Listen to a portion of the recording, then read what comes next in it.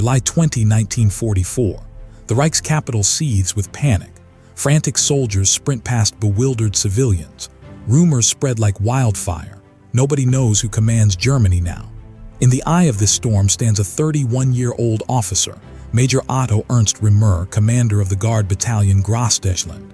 Young, fearless, loyal to his bones. He receives a stunning order: arrest the propaganda minister. Arrest Joseph Goebbels immediately. Remer loads a round into his pistol. His armored column rolls toward the Ministry of Propaganda. He believes he's rescuing Germany. But in 10 minutes, a single phone call will reverse the entire war. A few hours earlier in Wolf's Lair, Hitler's heavily fortified headquarters deep inside the forests of East Prussia, Colonel Claus von Stauffenberg quietly slides a briefcase beneath the oak conference table, directly beside Hitler. He steps away, eyes anxious, fingers trembling as he reaches for the exit. 30 seconds later, boom. A savage blast rips the hut apart. The shockwave tears doors from their hinges. Windows explode outward like shrapnel. Men are hurled like ragdolls across the floor. Through the choking dust, a figure emerges. Adolf Hitler, staggering, ears bleeding, uniform shredded. His trousers are torn and scorched, hair singed, hands shaking as aides haul him upright. But he's alive. Stauffenberg, already fleeing in a car, glances backward. He's convinced nobody could survive that explosion. He boards a plane to Berlin, and from the air he contacts his co-conspirators. Hitler is dead. I witnessed him die with my own eyes. Operation Valkyrie begins now. The lie spreads like plague. Teleprinters clatter across Berlin. The Führer has fallen. SS units are attempting to seize control. This wasn't chaos, it was calculated strategy. The conspirators had rewritten Operation Valkyrie, a contingency plan originally designed to protect the Reich if the SS ever attempted to overthrow the government.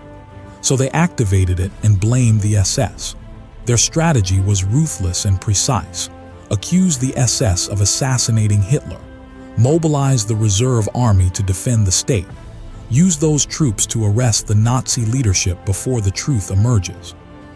For this, they needed the most powerful unit in Berlin, the Guard Battalion Grossdeutschland, commanded by Major Otto Remer. The order went out, signed and delivered by General Paul von Hesse, military commander of Berlin and secretly one of the conspirators. His command was straightforward: arrest Joseph Goebbels, secure the government district, crush the SS coup. Remer moved instantly, completely convinced he was saving the Reich. He had no idea he was being manipulated by traitors. Remer's battalion is no ordinary force. This is the Guard Battalion Grossdeutschland, the most elite military formation inside Berlin. You could call it Berlin's private army.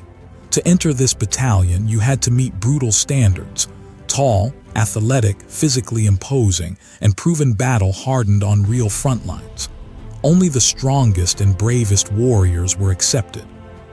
Major Otto Ernst Remer himself was a towering 6'4", a frontline beast forged in blood and fire, decorated with the Iron Cross Second Class, the Iron Cross First Class, and the coveted Knight's Cross with oak leaves for acts of extreme courage under fire.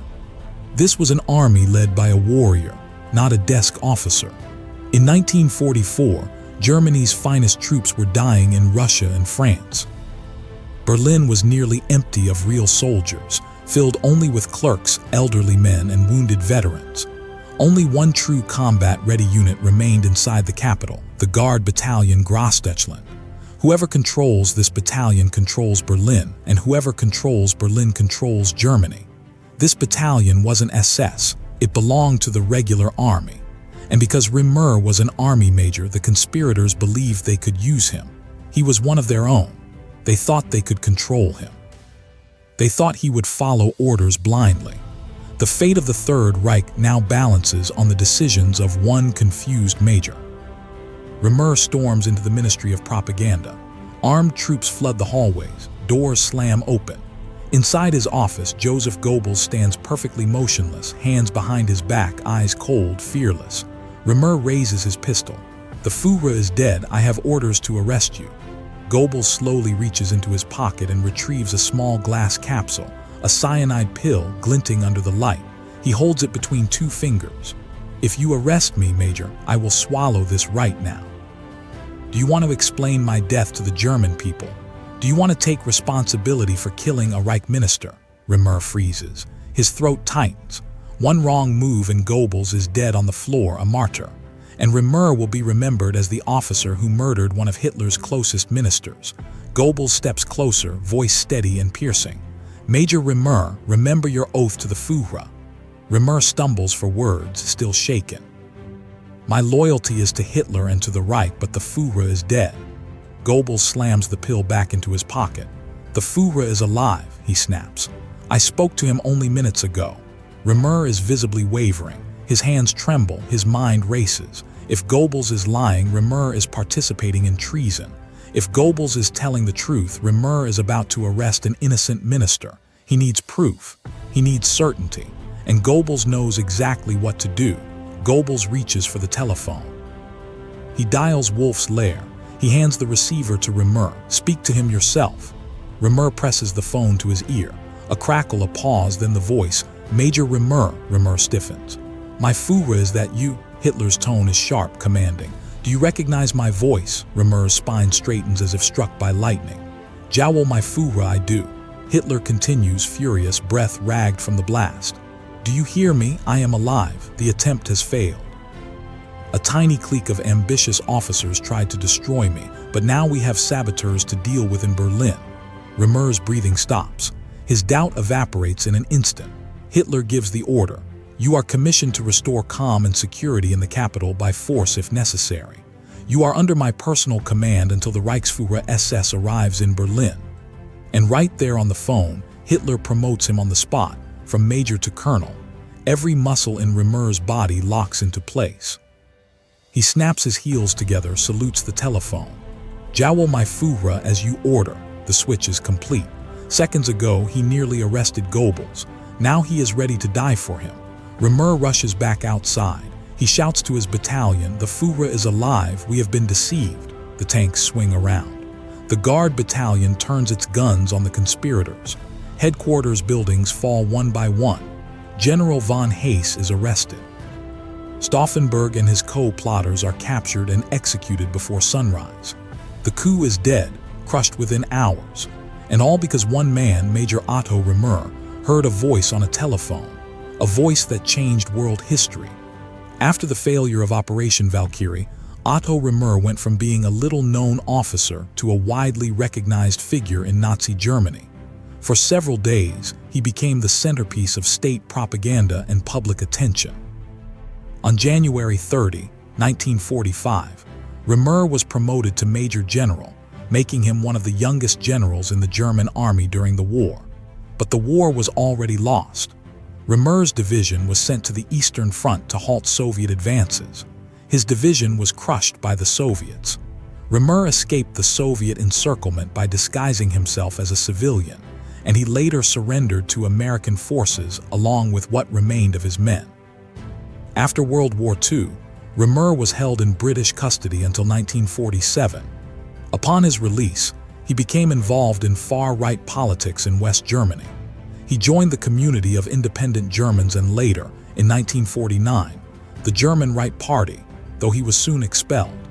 In 1950, he founded the Socialist Reich Party, which was banned by the West German government in 1952 because of Holocaust-denying speeches and extremist ideology. Following the ban, Remer was charged with attempting to rebuild a neo-Nazi movement and was sentenced to 3 years in prison. He avoided imprisonment by fleeing Germany. After escaping, he worked for several years in the Middle East as a military advisor to Egyptian President Gamal Abdel Nasser. He helped build an army to fight Israel. Even after the Third Reich was dead, Remer was still fighting its enemies. Remer returned to West Germany in the 1980s, where he again engaged in extremist politics by creating the German Liberation Movement, another neo-Nazi organization aimed at recruiting and influencing younger supporters.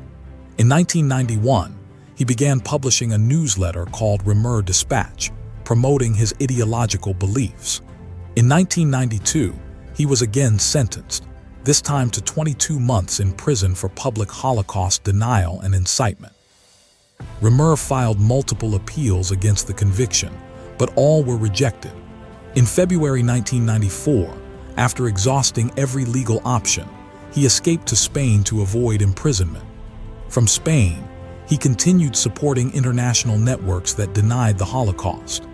The Spanish High Court refused Germany's request to extradite him, stating that his actions did not constitute a crime under Spanish law.